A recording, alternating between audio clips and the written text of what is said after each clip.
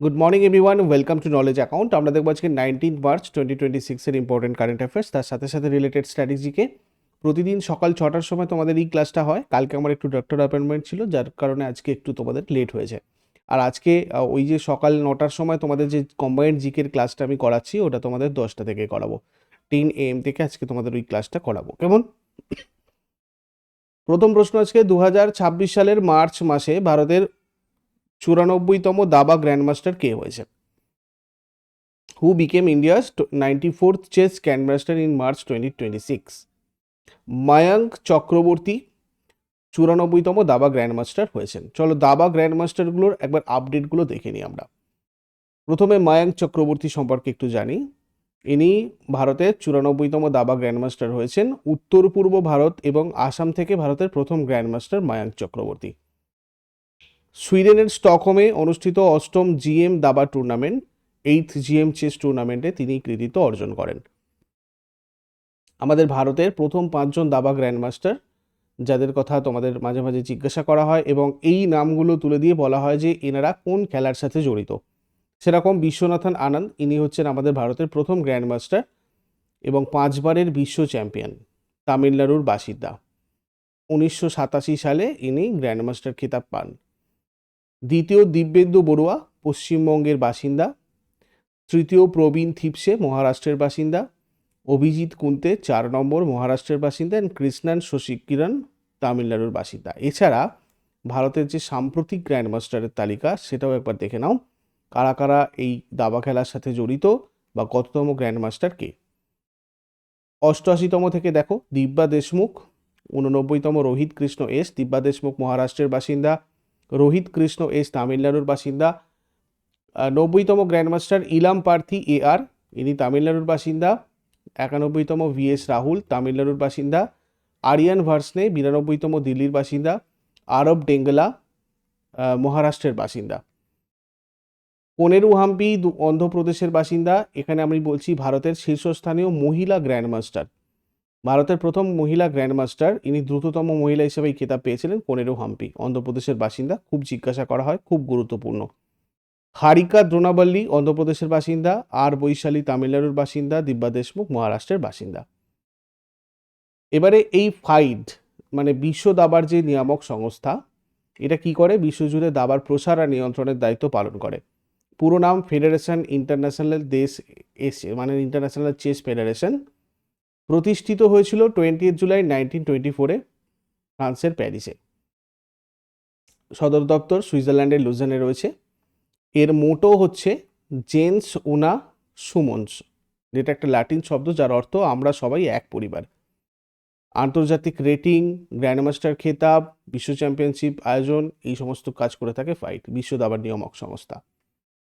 আচ্ছা, এরপরের প্রশ্নে যাবার আগে বলে দিই, নলেজ অ্যাকাউন্ট অফিসিয়াল অ্যাপে তোমাদের প্রত্যেক মাসের কারেন্ট অ্যাফেয়ার্সের A4 সাইজের PDF অ্যাভেলেবেল। ইবুক সেকশন থেকে তোমরা কালেক্ট করে প্রিন্ট করে পড়াশোনা করতে পারো। এছাড়া কোর্স সেকশনে ইয়ারলি কারেন্ট অ্যাফেয়ার্স PDF এবং মক টেস্ট সিরিজ একসাথে রয়েছে, তোমরা চাইলে ওখান থেকে এগুলো করতে পারো। এছাড়া তোমাদের জন্য আমরা চেষ্টা করেছি বিভিন্ন পরীক্ষার যে প্রিভিয়াস ইয়ার কোয়েশ্চেন, যেমন RRB NTPC 47টা শিফটের গ্র্যাজুয়েটের সাবজেক্ট ওয়াইজ পুরো বাংলাতে এখানে করে দেওয়ার, এটা করা রয়েছে।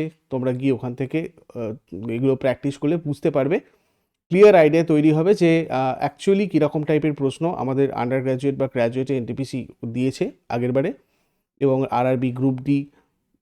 এছাড়া বিভিন্ন জিকের সেট এই ওয়াইজ নতুন প্যাটার্ন অনুযায়ী তোমাদেরকে এখানে তৈরি করা হচ্ছে, যেগুলো স্টেট এবং সেন্ট্রাল এক্সামের জন্য ব্যাখ্যা এবং সমাধান সহ তোমরা এগুলোও প্র্যাকটিস করতে পারো। WBPরও প্রিভিয়াস ইয়ার লাস্ট 15 ইয়ার্স তোমাদের এখানে করা আছে, এগুলো সবকটা টেস্ট সিরিজে অ্যাভেলেবেল।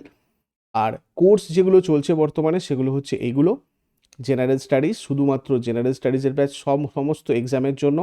জেনারেল কম্বাইন্ড ব্যাচ, এটা তোমরা WBCS, railway all exams, SSC all exams এবং সমস্ত সেন্ট্রাল এবং স্টেট গভর্নমেন্টের জন্য যে চাকরির পরীক্ষা, তার জন্য প্রিপারেশন এখানে করতে পারো।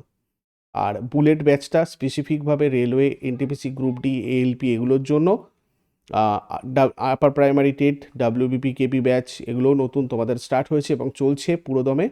তামিল ব্যাচটা KP কনস্টেবল মেন এক্সামের জন্য তোমাদের স্টার্ট হয়েছে, quick revision plus practice batch, এবং সমস্তটাতেই মক টেস্ট সিরিজ তোমাদের অ্যাভেলেবেল প্রত্যেকটা ব্যাচে। তোমরা চাইলে এগুলোতেও যুক্ত হতে পারো। আমাদের সাথে কনসাল্ট করতে চাইলে ওপরে যে নাম্বার রয়েছে এই নাম্বারে তোমরা হোয়াটসঅ্যাপ অথবা কল করে নাও। এই অ্যাপটা তোমরা গুগল প্লে স্টোর থেকে ডাউনলোড করো, নলেজ অ্যাকাউন্ট অফিসিয়াল, গিয়ে ফ্রি রেজিস্টার করে এই সমস্ত জিনিস চেক করো। কিছু জিজ্ঞাসা করার থাকলে আমাদের সাথে কথা বলো। তারপরে আমরা দেখব 2026 সালে মর্যাদাপূর্ণ সঙ্গীত কলানিধি পুরস্কারের জন্য কাকে মনোনীত করা হয়েছে। Who has been nominated for the prestigious সঙ্গীত কলানিধি অ্যাওয়ার্ড ইন 2026? জয়ন্তী কুমারেশ 2026-এ সঙ্গীত কলানিধি পুরস্কার এর জন্য মনোনীত হয়েছেন। দ্য মিউজিক একাডেমি চেন্নাই প্রদান করছে সঙ্গীত কলানিধি। ইনি একজন প্রখ্যাত বীণাবাদক জয়ন্তী কুমারেশ। মনে রাখবে, খুব ইম্পর্টেন্ট, এবারে এসএসসিতে তোমাদের এই প্রশ্ন অবশ্যই আসবে। এছাড়াও নৃত্য কলানিধি নরেন্দ্রজি পেয়েছেন, ভারতনাট্যম শিল্পী একজন। সঙ্গীত কলা আচার্য সুগন্ধা কালামেঘম সঙ্গীত শিক্ষা ও সাধনা ক্ষেত্র থেকে। নৃত্য কলা আচার্য এ জনার্দন নৃত্য শিক্ষা ক্যাটাগরি থেকে। এই নামগুলো ভালো করে মনে রাখবে, এসএসসি কিন্তু এগুলোই দেয়। এনারা কোন ক্ষেত্রের সাথে জড়িত? এরপর TTK award, Injikudi Subramaniam and T K V. Ramanujacharyulu violin এবং যন্ত্রসঙ্গীত। Doctor B Balasubramaniam musicologist award, সঙ্গীত তত্ত্ব আর গবেষণা। Dance musician award S Rajeswari, নৃত্যের নেপথ্য গায়ন। Dance musician award T K. Padmanabhan, নৃত্যের নেপথ্য বাদ্য। দেখো, এই কর্ণাটিক মিউজিক নিয়ে একটু আমরা দেখে নেব। এটা দক্ষিণ ভারতের প্রধান শাস্ত্রীয় সঙ্গীত পদ্ধতি। ভারতের অন্য প্রধান ধারাটা হচ্ছে হিন্দুস্তানি সঙ্গীত। কর্ণাটক সঙ্গীত বা কর্ণাটিক যে মিউজিক, এটা মূলত ভক্তি প্রধান, ডিভোশনাল হয়। সঙ্গীতের ত্রয়ী অর্থাৎ দ্য ট্রিনিটি বলা হয়। কর্ণাটক সঙ্গীতের ভিত্তি স্থাপনকারী 3টে অমর স্রষ্টা রয়েছেন, ত্যাগরাজ, মুথুস্বামী দীক্ষিতার আর শ্যামা শাস্ত্রী।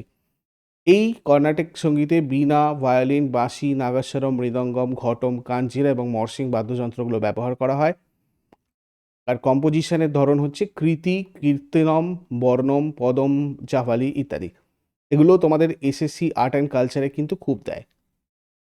সম্প্রতি কে নেপালের প্রথম রূপান্তরকামী মানে ট্রান্সজেন্ডার নারী সংসদ হিসাবে নির্বাচিত হয়েছেন?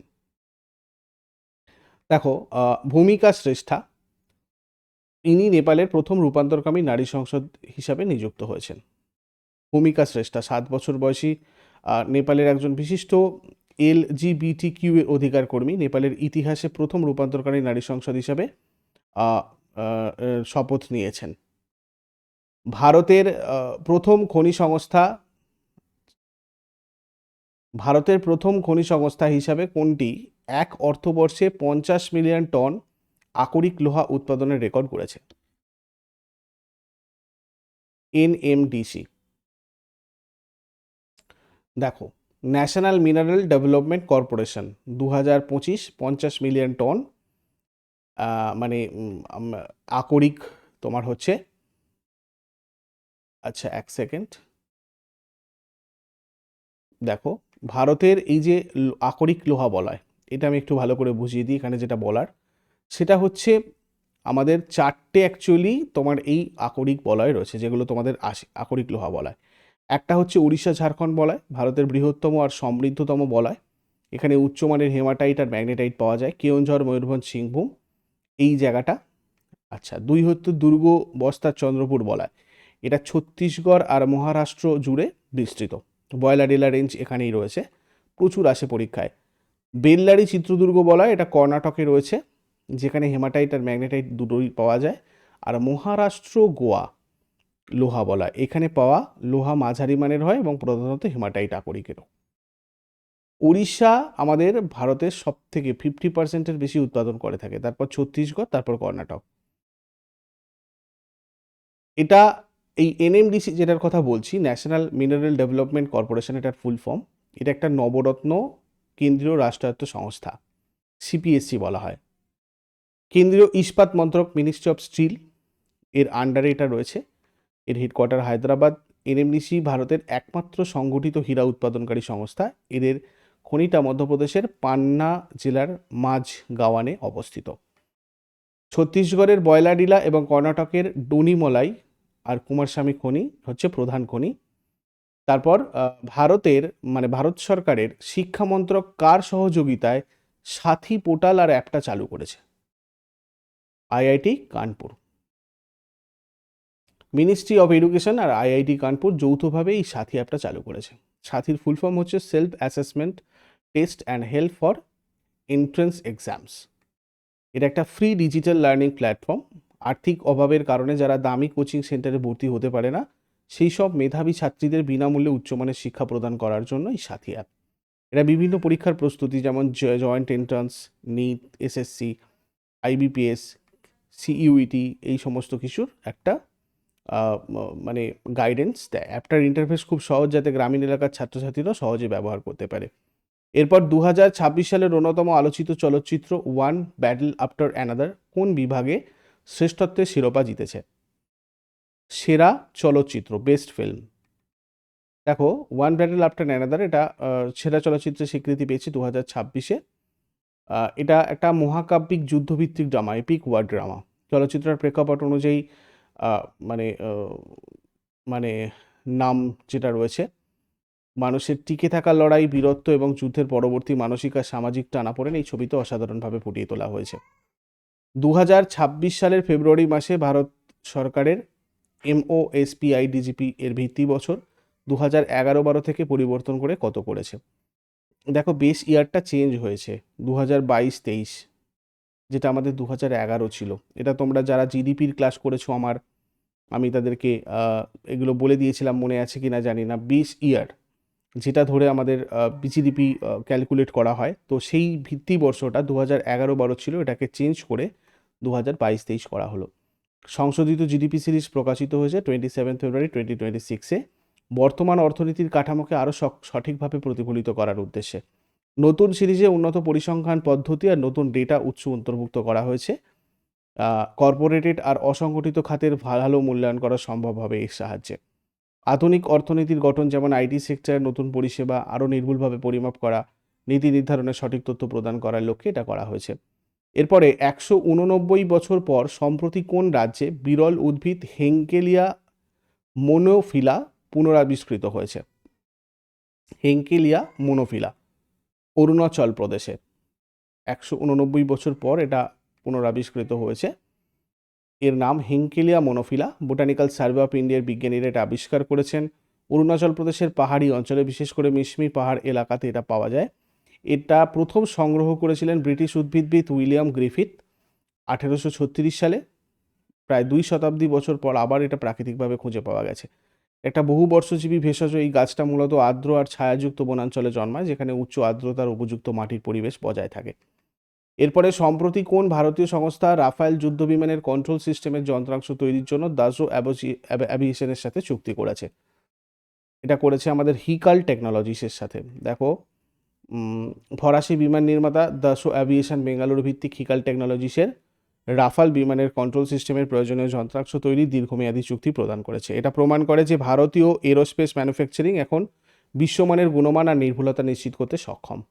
2026 সালের ফেব্রুয়ারিতে ভারতের প্রতিরক্ষা অধিগ্রহণ কাউন্সিল ফ্রান্সের কাছ থেকে প্রায় 30 থেকে 39 মিলিয়ন ডলার ব্যয়ে 114টা রাফায়েল কেনার চুক্তি অনুমোদন করেছে। রাফায়েল যুদ্ধবিমানের যে বৈশিষ্ট্যগুলো, এটা হচ্ছে 4.5 জেনারেশনের এখন বর্তমানে অত্যন্ত শক্তিশালী একটা যুদ্ধবিমান। গতি আর উচ্চতা যদি দেখি, সর্বোচ্চ গতি প্রায় 2222.6 কিলোমিটার এবং এটা 50,000 ফুট উচ্চতা পর্যন্ত উঠতে পারে। এর রেঞ্জ হচ্ছে 3700 কিলোমিটার স্ট্রাইক রেঞ্জ।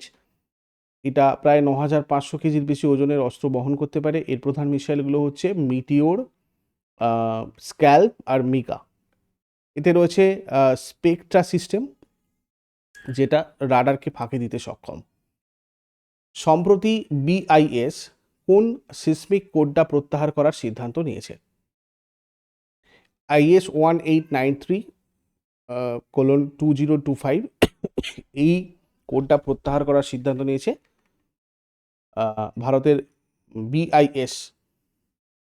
2025-এর খসড়াটা বাতিল হওয়ায় এখন পুনরায় এই 2016 সালের সিসমিক স্ট্যান্ডার্ড বহাল করা হয়েছে। ব্যুরো অফ ইন্ডিয়ান স্ট্যান্ডার্ডস হচ্ছে ভারতের জাতীয় মান নির্ধারণকারী সংস্থা, 1987 সালে প্রতিষ্ঠিত হয়েছিল। এর হেডকোয়ার্টার নিউ দিল্লিতে রয়েছে। কি করে? কেন্দ্রীয় উপভোক্তা বিষয়ক এবং খাদ্য গণবন্টন মন্ত্রণালয়ের আন্ডারে রয়েছে। BIS অ্যাক্ট 2016 দ্বারা এটা প্রণীত হয়, মানে প্রতিষ্ঠিত হয়, এবং এটা কার্যকর হয়েছিল 2017-এর 12 অক্টোবরে। সঞ্জয় গর্গ ইনি বর্তমান ডিরেক্টর জেনারেল রয়েছেন 2025 থেকে। পণ্য গুণমান নিশ্চিত করা, মানে ISI মার্ক প্রদান করা, তারপরে সোনা রূপার গয়নার বিশুদ্ধতা নিশ্চিত, হলমার্ক, HUID নম্বর দেওয়া, নির্মাণ কাজ থেকে ইলেকট্রনিক সব কিছুর জাতীয় মান, যেমন IS 1893, এই ধরনের জিনিসগুলো করে BIS। আর ভারতের সিসমিক জোনের ম্যাপের পরিবর্তন, এটা তোমাদের আগে বলেছি আমি। দেখো 1935-এ 1934 সালের বিহার নেপাল ভূমিকম্পের পর জিওলজিক্যাল সার্ভে অফ ইন্ডিয়া ভারতের প্রথম জাতীয় সিসমিক ম্যাপ তৈরি করে। তারপর ব্যুরো অফ ইন্ডিয়ান স্ট্যান্ডার্ডস ভারতকে মোট 7টা জোনে ভাগ করে, 0 থেকে 6 পর্যন্ত। তারপরে ভারতকে 5টা জোনে ভাগ করা হয়। এটা তৈরিতে মডিফাইড মেডিকেল মানে ইনটেন্সিটি স্কেল ব্যবহার করা হয়েছিল। আর ভারতের বর্তমান সিসমিক জোনিং ম্যাপের ভিত্তি মূলত এই সময় থেকেই, 1984 থেকে। বর্তমানে জোন 1 বাদ দিয়ে 2 থেকে 5 পর্যন্ত 4টি জোন কার্যকর। এই দেখো 1টা 2টো 3টে 4টে। আর আগের দিন তোমাদের একটা আপডেট দিয়েছি, আগের দিনের কারেন্ট অ্যাফেয়ার্সটা সবাই দেখবে। যাই হোক, এবারে আমরা চলে আসবো আগের দিনের হোমওয়ার্কে। বায়ুমণ্ডলের কোন স্তরটি টেলিযোগাযোগের জন্য ব্যবহৃত হয়? এটা হয়ে যাবে আয়নোস্ফিয়ার। আর গ্রিন হাউস এফেক্টের জন্য দায়ী গ্যাস হচ্ছে কার্বন ডাইঅক্সাইড। আজকে তোমাদের জন্য প্রশ্ন, পূর্বঘাটের সর্বোচ্চ শৃঙ্গের নাম কি? নাট্যশাস্ত্রের লেখক কে? তো এগুলো তোমাদের জন্য আজকে হোমওয়ার্ক। আমাকে শেষকালে কমেন্টে লিখে জানাও। ছোট করে আগের দিনেরগুলো কুইক রিভাইজ করে নেবো। যারা যারা লাইভে রয়েছে অ্যান্সার করার চেষ্টা করো। 8 মার্চ 2026-এর কোয়েশ্চেন কী ছিল? নীতি আয়োগের ফিসকাল হেলথ ইন্ডেক্স 2026 অনুযায়ী কোন রাজ্য ভারতের মধ্যে প্রথম স্থান অধিকার করেছে? উড়িষ্যা। 98তম একাডেমি অ্যাওয়ার্ডসে কোন ভারতীয় বংশোদ্ভূত পরিচালক সেরা লাইভ অ্যাকশন শর্ট ফিল্ম বিভাগে পুরস্কৃত হয়েছেন? আলেকজান্ডার সিং। উড়িষ্যার প্রথম স্মার্ট ভিলেজ হিসাবে গড়ে উঠতে চলা কুসুমপুর গ্রামটা কোন জেলায় অবস্থিত? কেন্দ্রপাড়া। 2026 সালের মার্চ মাসে BIMSTEC young professionals exchange programme ভারতের কোন রাজ্যে আয়োজিত হয়েছিল? মহারাষ্ট্র। 2026 সালের মার্চ মাসে কোন রাজ্যে ফুট অ্যান্ড মাউথ ডিজিজ নিয়ন্ত্রণের জন্য টিকাকরণ অভিযান শুরু হয়েছে? গুজরাট। 2026 সালে নিউ ইয়র্ক শর্ট অ্যানিমেশন ফেস্টিভ্যালে কোন ভারতীয় অ্যানিমেটেড শর্ট ফিল্মটা সেরা পরিচালক পুরস্কার জিতেছে? চিমি। 2026 সালের মার্চ মাসে কোন আন্তর্জাতিক সংস্থা উত্তরপ্রদেশের বায়ুর মান উন্নয়নে $300 মিলিয়ন ঋণ অনুমোদন করেছে? বিশ্ব ব্যাংক। ক্রিসিলের রিপোর্ট অনুযায়ী 2026-27 অর্থবর্ষে ভারতের জিডিপি প্রবৃদ্ধির হার কত শতাংশ হতে পারে? 7.1%। 2026 সালের world para athletics grand Prix, এই প্রতিযোগিতায় ভারত মোট কতগুলো সোনা জিতেছে? 75টি। 98তম একাডেমি অ্যাওয়ার্ডস এ কোন ছবি সেরা অ্যানিমেটেড ফিচার বিভাগে পুরস্কৃত হয়েছে? K-pop demon hunters. 2026 সালে বিশ্ব কিডনি দিবস কোন তারিখে পালিত হয়েছে? 12 মার্চ। 2027 সালে এশিয়া কাপ আর্চারির দ্বিতীয় লেগ ভারতের কোন শহরে আয়োজিত হতে চলেছে?